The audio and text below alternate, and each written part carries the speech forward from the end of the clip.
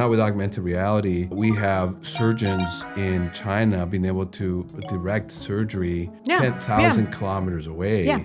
You know, so what is That's real? amazing. Like, who's my surgeon? You don't want a student pilot practicing on a real plane. No, yeah. Right? Yeah. And the virtual reality is so real that whatever they're manipulating in the virtual reality, whether they crash or not. Yeah, which is essentially simulated training. Simulated training. Yeah, 3 or 4 years ago, I was introduced to this in the company that I was at. And I thought, wait a second, so who are these like recruiters practicing with? You know, are they aren't real people or they're AI generated people? No, it's AI generated. I'm like, so how do they, I don't get it. But we're seeing more and more people just relying on those things so much that even when something is not far away, a museum or an experience, that they just rely more on that virtual experience that feels very real versus going to the real. Yeah. But the question is, what is real? Because when you think about neuroscience, for the brain, what you see in the head sense and what you feel, you feel scared, you feel excited, you feel beauty, your body experiences it real. That's right. One of the things that I always had to be very careful with the kids is exactly what you're talking about, but this is this whole virtual reality of being exposed and conditioned to. My kids have never been in a war. My kids have never taken a gun, you know, of course they've never. Yet, they put on these virtual reality things and they are all of a sudden a soldier in these games. And in order to win, they kill. That's how you win. So it's the opposite of this thing because you win. And it's like, ta-da, and it is glorified. It's the exact same concept as what you're talking about, the trauma, but they are actually being conditioned to like, that's not that big of a deal. As much as desensitized. That's where like the scary part of VR comes in, especially with the youth. Physical reality is a good place to start. The same is true in physical reality, that there's things around us, gamma rays from the sun, gravity, emotions, that cannot be seen. Yeah. But that if we don't explore those things, if we only focus on what we can see, we actually don't have the full reality. Welcome to a new episode of Disrupt the Podcast with your co-hosts Andrés Tapia and Eloiza Domingo, where we challenge conventional thinking and we look at the new ways that are shaping our future. And on this episode, we are going to be talking about the disruption of reality. That's right. Yeah. The virtual reality. Yeah. Right? And Andrés, first of all, what's up with the glass? Well, what's up? Well, I'm gonna put. I now. Am I blinking here? You're blinking. Okay, I am recording you because I have a camera here that's going into my iPhone. Okay. And I'm interviewing you, and we're capturing through the glasses. Right. So what is reality? Is this conversation reality right here? Or is the conversation coming into my glasses? Virtual reality going into my iPhone. Then we'll go into the producer's, hard drive that then they're going to edit. So which is the real conversation? I know. Well, isn't that the question, right? And isn't that the future, right? Is that sure you want to say that? What? I'm just recording. Oh. Are you going to stand by me? I got you. So you have me. Because now I'm recording you, but the guys are recording you. Wow. So what is reality? I don't know. I'm so confused now. This is a little bit like that DiCaprio movie, right? Yeah. Inception, right? Well, no, but what's interesting, I know, right? But what's interesting is like sitting here, it's actually augmenting. It's forcing me to be augmented. Like, what do you mean augmented? Meaning like myself. Because like if you didn't have that and I could just have a conversation with you, but this freaking thing is blinking. Yeah. And what does it make you feel like? It's just like, so I'm looking at the, I'm looking at it blinking, and it's making me be like... I'm trying to get the right angle here. Oh, yeah. Yeah, good. Look. You can't take pictures? Yeah, that's it. Well, I can. Look, see, big tick. Oh my gosh, that's so crazy. I'm taking pictures now. See? And now I'm back to video. Oh my gosh, that's crazy. All right. That's so how did it make you feel? No, I mean, I think for me, especially in this situation, it's just kind of like, that's weird. Like, that's not just take the glasses off, Andrés. Like, it's like we're just having a conversation, right? But I could definitely see... But I'm enjoying that you're uncomfortable. I am uncomfortable. Like, genuinely, I'm actually like, this is weird. And we kind of, by the way, knew this. We knew he was going to wear the glasses, but I don't know that I was prepared to feel this way. Like, I'm a little bit like, how am I supposed to act, And it's funny because we have 3 cameras on us. Right, but you didn't feel that. This is the one that's throwing me off. That's right. Because we can forget that the cameras are on us. Oh yeah, well no, here, this right? is just a thing. This is just. Yeah, I mean, we had a friend who was at an event that we were at last night. Yeah, and wore that. And he was walking around. Oh shit! Did he have so?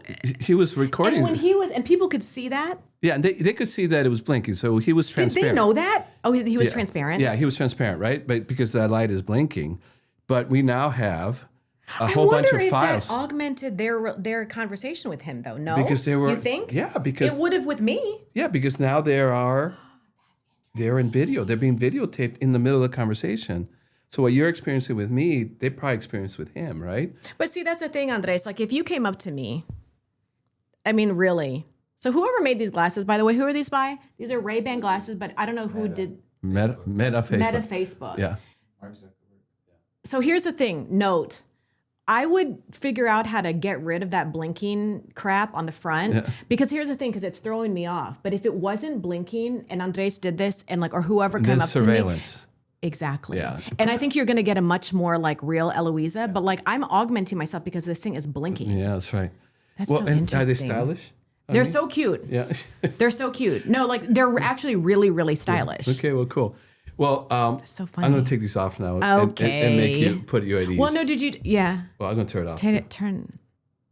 Okay, we're off. See? They're nice. Are they heavy? Can I feel them? Yeah. Oh, they're kind of heavy. I want to see what they look like on you. But they're heavy, aren't they? Yeah. Hi. Wait, what's happening? What? What was as soon as it goes on, it goes da da da da. Oh, this is turning off. Oh, I was like, is it? They're not on. It like, I was thinking, like, recognize me. You don't know how to film me. So. Put them on again. Is it on? Did you hear that? Yeah. The music? Yeah. Yeah. What is it it You on? can also listen to music as well. Oh. Can you hear that? No. No, I can't. It's like. Here, I want to hear it.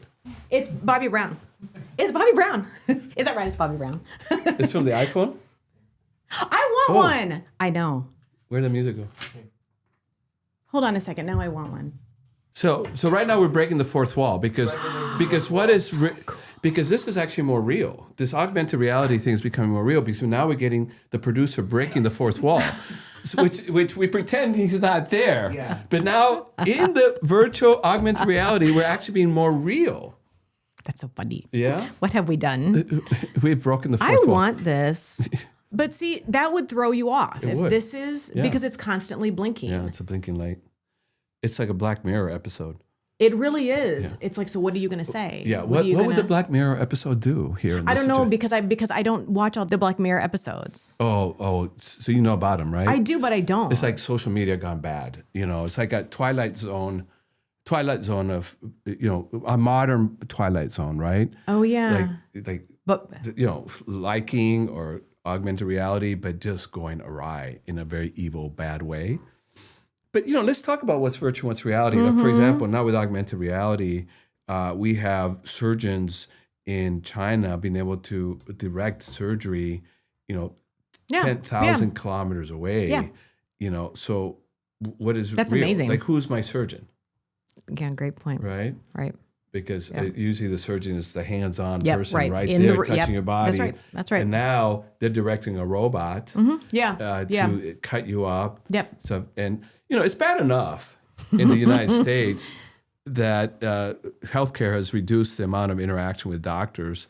That they might as well be virtual. I know. Right. Well, I mean, but there are a number of diagnoses or appointments that are now virtual. So for example, if I like pull up my app and I try to see a doctor and it'll ask me, what do you need to see your doctor for? And there are some like placid, more common diagnoses, UTIs, period pain, headaches, this kind of thing that you can actually see a doctor virtually, your doctor virtually, quicker than waiting, to go in and see them, whatever. And so that's a better thing. Yeah. It's a better thing. I mean, it's not as invasive as like, the surgery, but if I had a UTI and I'm talking to my doctor and I need to get some medicines, she's going to have a conversation with me. We're going to have a conversation very quickly. I can get the meds and I can go, but I mean, certainly it's not as invasive as like me doing like a freaking heart surgery, but there are positives, to it. Let's not confuse a couple things, right? I mean, and the language is still getting clear for us. We're talking about distance,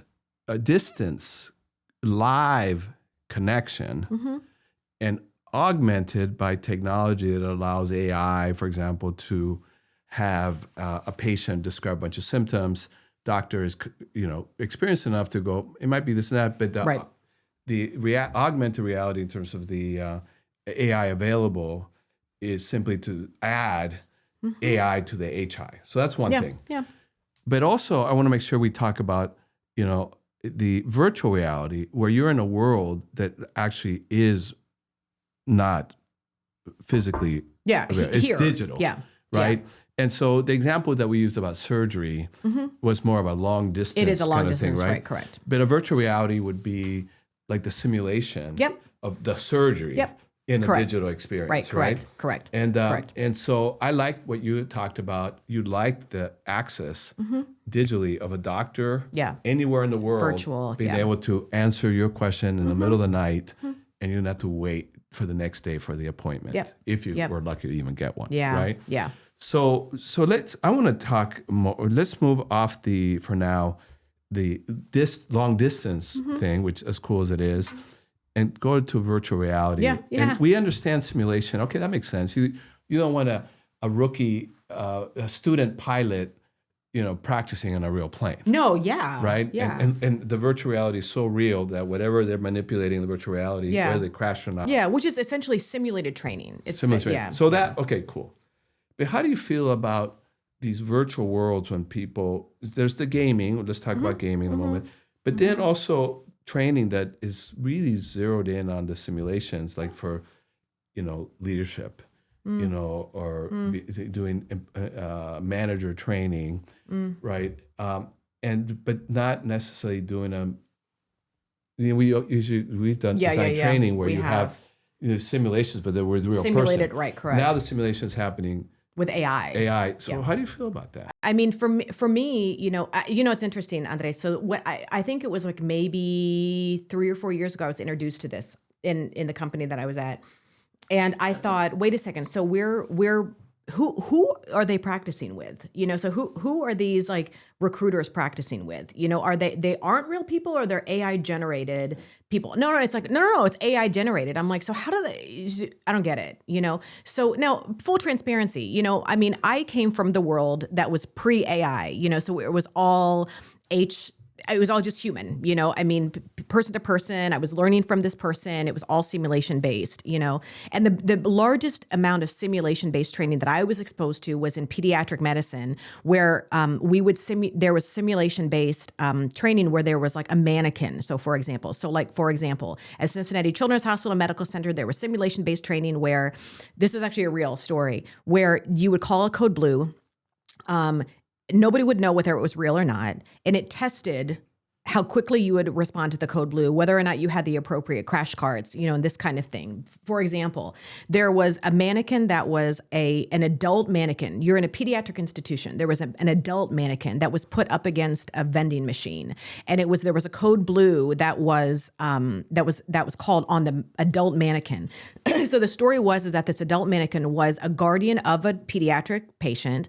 They had a cardiac arrest, and so they tested. And actually, one of the things that was exposed is that the crash cart that was made available to them didn't have the appropriate gauges. What's a crash cart? So a cart of clinical tools, needles, IV bags, anything that you would need to save a life, essentially. Yeah, and crash. It's called crash cart because that when the vital symptoms start to crash in the patient, that's what's called a crash. Your organs are crashing or beginning to malfunction, so that's what it's called. Correct. Okay. And so if you don't have everything on that crash cart, all the tools that you need to fix the crashing, your patient dies. But again, in a pediatric institution, your patient is a kid, So what was actually exposed in that simulation is that the crash carts that they had actually didn't have the appropriate gauge needles for adults. Oh, wow. And so here it is where there is the good thing is, the positive thing is that we found that out through an adult mannequin. So again, so that's good. I mean, we didn't lose the life, right there. So that's actually the positives, so there, in my opinion, I've been exposed to a lot of simulation-based training that is actually really, really positive. I'll be honest with you, Andrés, having these conversations and making sure that you are, you're able to negotiate conflict. You're able to go get through and, a conversation with another human being. I don't know how I don't know. But isn't it interesting that I'm so much more comfortable with somebody having a simulation that is like where somebody could potentially die, versus like having a conversation about like an interview. Yeah, Isn't that's that right. interesting? Well, and also the other thing that I want to explore is, all right, simulation sounds great.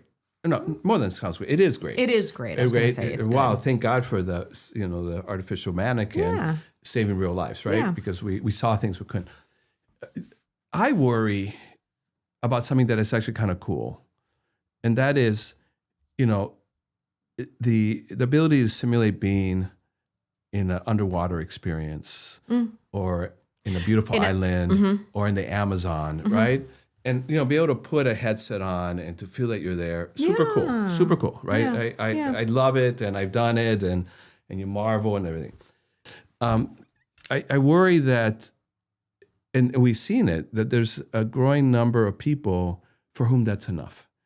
Now, this might seem a little bit elitist because you might say, well, how many people can afford that stuff? So, of course, but we're seeing more and more people just relying on those things so much that even when something is not far away, a museum or an experience, that they just rely more on the virtual experience that feels very real versus going to the real. Yeah.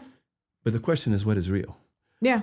Because when you think about neuroscience, for the brain, what you see in the headsets and what you feel scared, you feel excited, you feel beauty, your body experiences it real. That's right. So that's exactly who am I to say, that's exactly well, correct. that's less real, and the experience is less real than if you actually got out of your house and went to that museum or to that park and experienced it. What's the difference? No, I don't. That's exactly what you were saying. Is like, so is there what is the not necessarily the difference or what is the pro and the con, but the fact of the matter is, though, is that if it is affecting the point is what? The point is to feel wellness. The point is to feel relaxation. The point is to feel that you have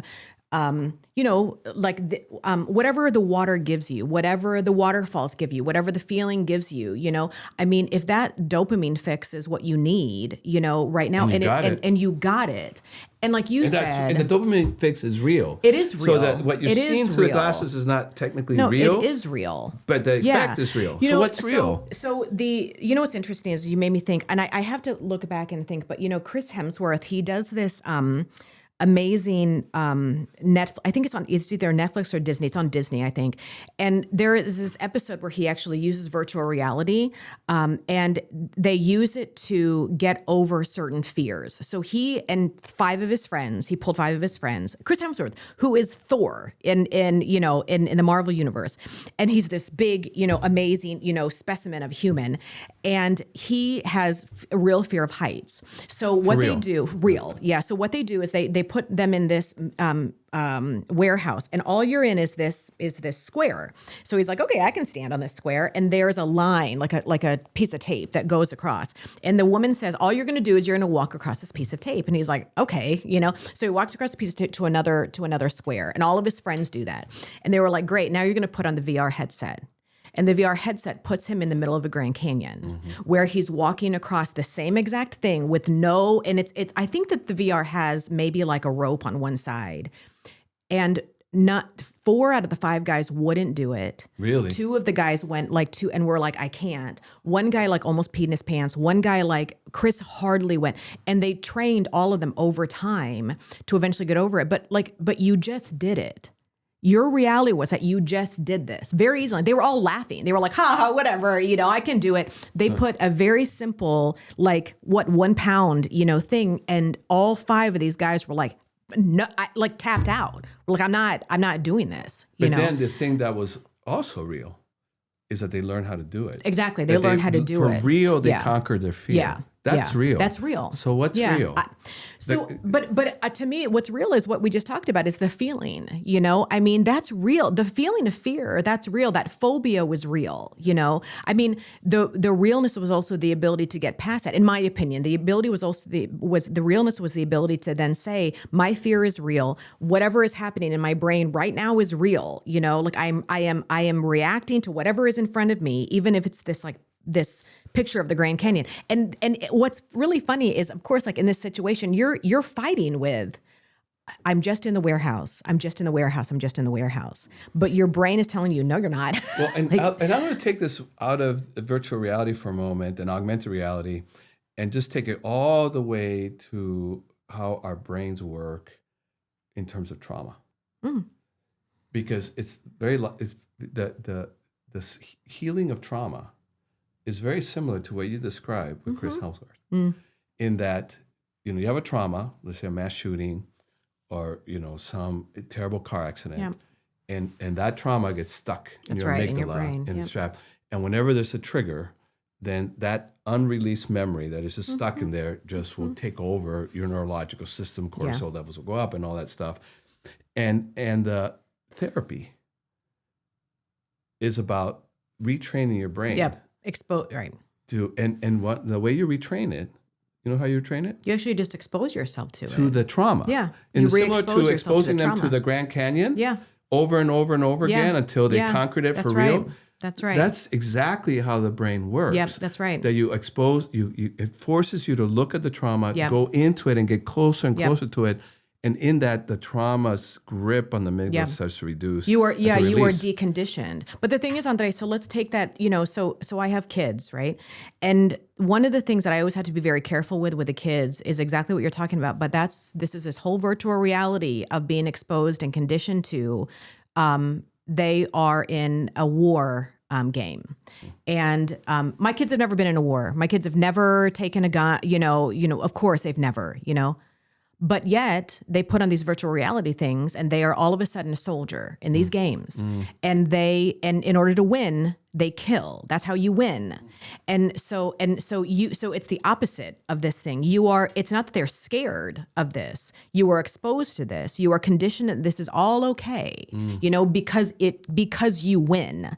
And it's like, ta-da, and it is glorified. So it's the exact same concept as what you're talking about, the trauma, but they are actually being conditioned to that's not that big of a deal. Desensitized. As much as we are trying to desensitize Chris Hemsworth walking across a thing in order for you to get across a thing, the constant exposure to this and the feeling that you're in, it's not scary to have a gun in your hand and to have all these people in front of you, because that's the point.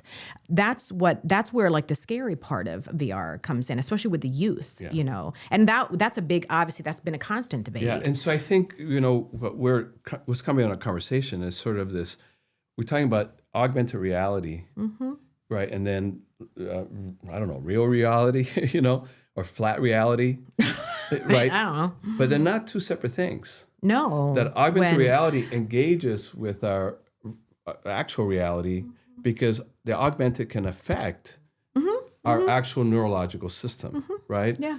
And so that takes us to sort of games, right? Yeah. And you already started there, but let's spend a little bit of time here. First of all, before we go into that, augmented reality, it's all over, right? Right now, 60% of U.S. consumers have tried some form of AR app, right? The AR market is, expected to be 88 billion, and then when it comes to AR retail, augmented reality retail boosts engagement by 200%. So augmented reality is very real, not only in terms of having us live experiences, but felt experiences. I think that's what you and I are talking about, is the feeling experience, right? Yeah, good point.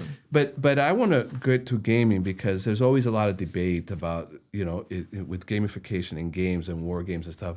You talk about desensitizing, and then when there's a mass shooting, there's a lot of, there's a person was in gaming, and many of them were, but not all of them. That's right. How do we feel about that? Well, I mean, I don't know. I'm not sure what that is that you're asking about. I mean, I think for me as a mom, I worry a lot, about the desensitization of any of these things, with my kids. But you still let them play it, don't you? Some. So, I mean, how do you? Yeah, no, it's regulated. How do you manage the balance? Yeah, as a mom. Honestly, it's talking about it. A lot of it is you can't hide it from these kids. I mean, there is still a huge multi-billion-dollar business, that's out there. A lot of their friends are playing it, this kind of thing. So do I let them? Yeah. I mean, they do. And that's just the Honestly, that's just the honest truth, but the thing is that I do talk to them about, there is a But regulation. What do you say? Yeah, we talk, I mean, it's like, so you know that it's actually funny because it's actually very similar to this. You know that this is real. There is, war is real. People who kill other people is real. A lot of these games are designed off of reality. So you understand that, right? Yes, Mom, we do, and you also understand that the guns are that. So we talk about their dad and we talk to them about gun safety. We talk to them about like the value of lives. We talk to them about what a game is, what reality is, what virtual reality is. We are also allowing you to do this because, so it's not. And what's because? Well, because, we see this as, we understand that this is something fun, for lack of a better term, because you see this as a quote game, and you and your friends are doing this, but you also have to understand that there's also this difference between like what is real and what is not real. Yeah. So it's even though we're allowing you to do this, you don't devalue life because of this. You also you aren't desensitized now to guns. You are not desensitized, to this kind of thing.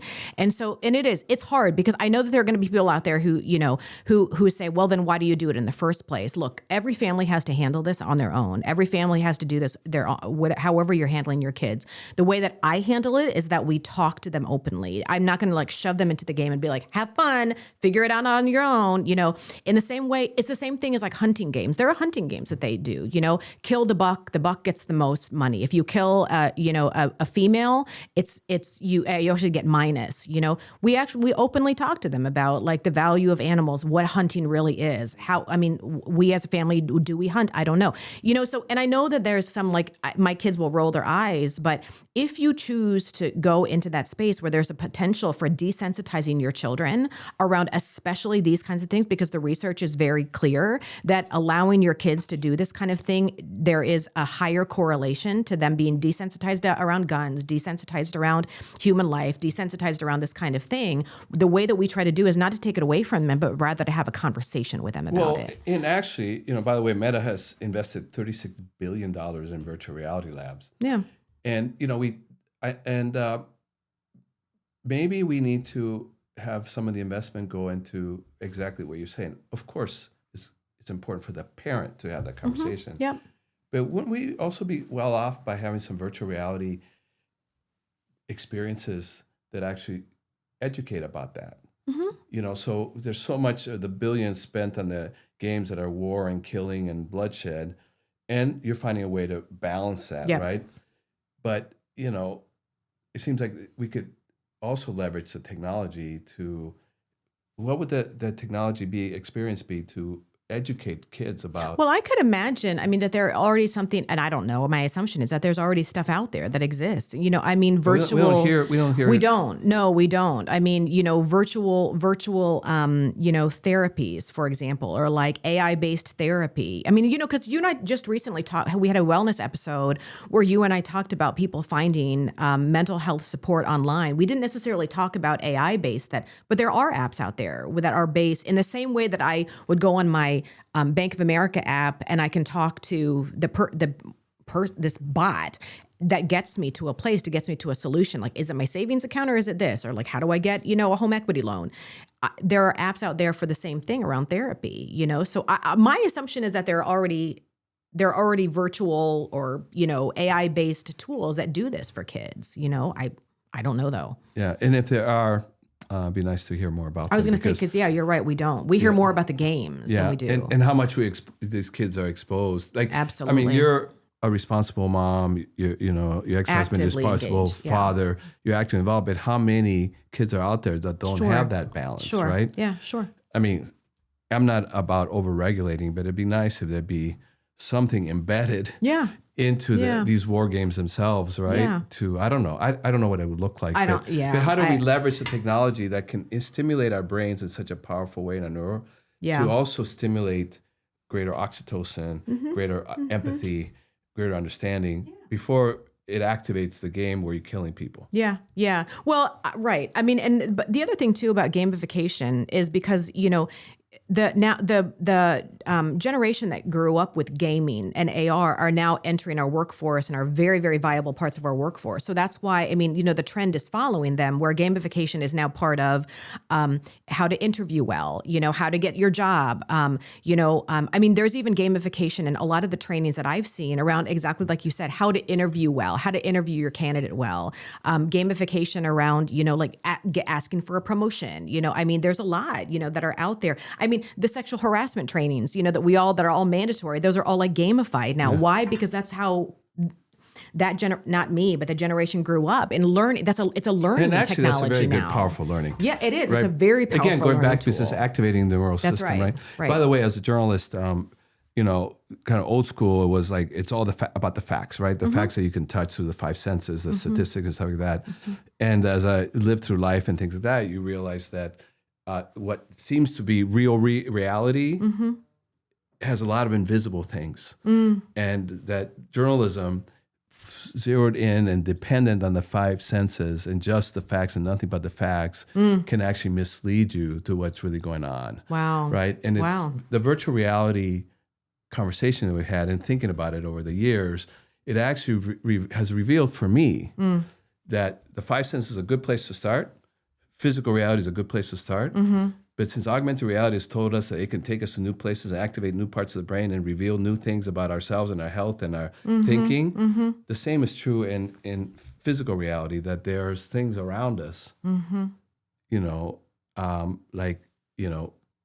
gamma rays from the sun, right? Gravity, emotions that cannot be seen. Yeah. But that if we don't explore those things, yeah, if we only focus on what we can see, we actually don't have the full reality. Yeah, no, I think that's really important. It's interesting, Andrés, as you were talking about, and I'm going to tie it back to what you were saying earlier about people who don't leave their house, but I have experienced the great ocean. I don't leave my house, but I have experienced, these waterfalls. I think one of the things that one of the pros, that virtual reality has done is it has opened these amazing experiences that might ordinarily have been shut down because of finances. I mean, so here in Chicago, there's a new. I need to find it, but and actually my kids. We're going to take my kids there soon. There's a new virtual reality warehouse actually, and there are 3 experiences that you can take. One, you can go through all of the pyramids of Egypt. And actually it's based off of people actually going there. So it's real. You can walk through the pyramids of Egypt and it is entirely accurately, historically accurate, which is like, right? Like, when am I going to take my kids to Egypt? I mean, anytime. There's 5 of us. That's really expensive. I mean, yes, would I love to do that? But I could probably spend like $54, and have them. Now, is that exact? No, of course not. But it's something, So then of course there's one where it's like you walk through a dinosaur, like the time of the dinosaurs, and like the dinosaurs are around you. So that's kind of fun. And I can't remember. I think the other one is an underwater. But what's interesting? You just made me think. When my younger twins turned 12, we took them to a virtual reality place right around the corner. And they did this escape room, but it was underwater. And I thought it was funny. Whenever you watch people with virtual reality and it's actually really, weird, it's kind of like funny. But what's funny is as a mom, I realized that I was giving them an experience of teamwork. That the 4 of them oftentimes are all going in different directions. They're all like, one is in water polo, this is doing golf, this is in theater, another one is, doing this. They're all kind of all going in 4 different directions. But this actually created an environment of teaching and learning and teamwork that we ordinarily don't actually get here, other than like making breakfast together or doing that. So in a very short period of time, I bought a learning experience for them that they ordinarily wouldn't have gotten. And it happened to be underwater with like these crabs walking around, and it was fun and they were laughing, So I do think, there is at least for me, I've seen a lot of the positives, out of it. I mean, for me in corporate, I've used gamification. My kids have really used it, So I think that it's really interesting. And for me, like you said, what is real about it? The real about it is that there are real skills that I have seen come out of it. There are real, positives that have come out, about it.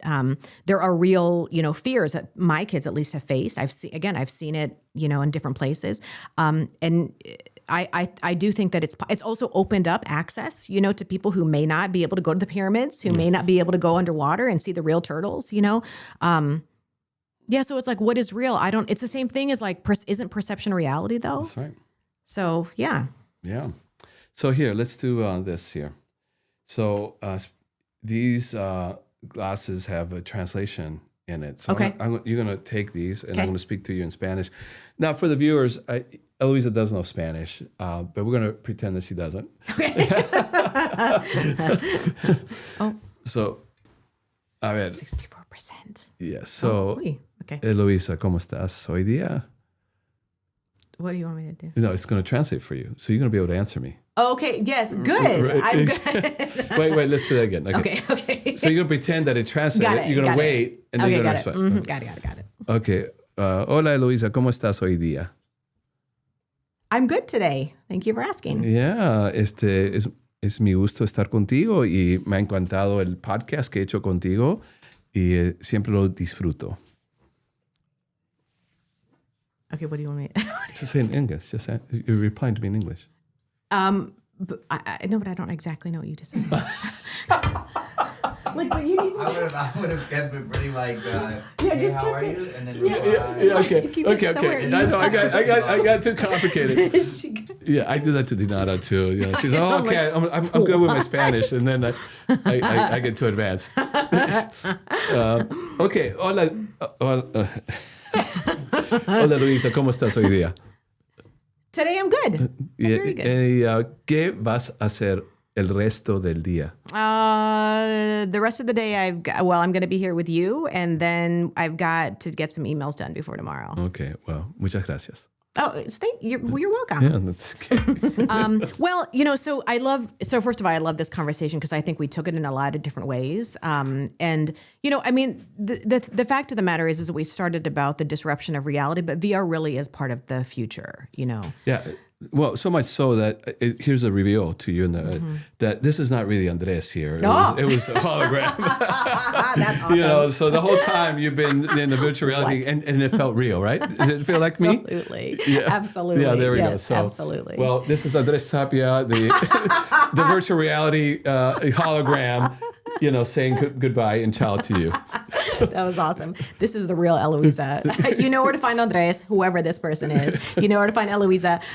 Please do comment, like the episode, or like what we're doing. Follow and subscribe. Hit the subscribe button, hit the subscribe button, hit the subscribe button, because that really is the reality that helps us to have great conversations with you and bring you great content like this. And the next time, the real Andrés will be here. We'll be here. Yeah, okay. Yeah, we'll be here. All okay. right, ciao. Bye.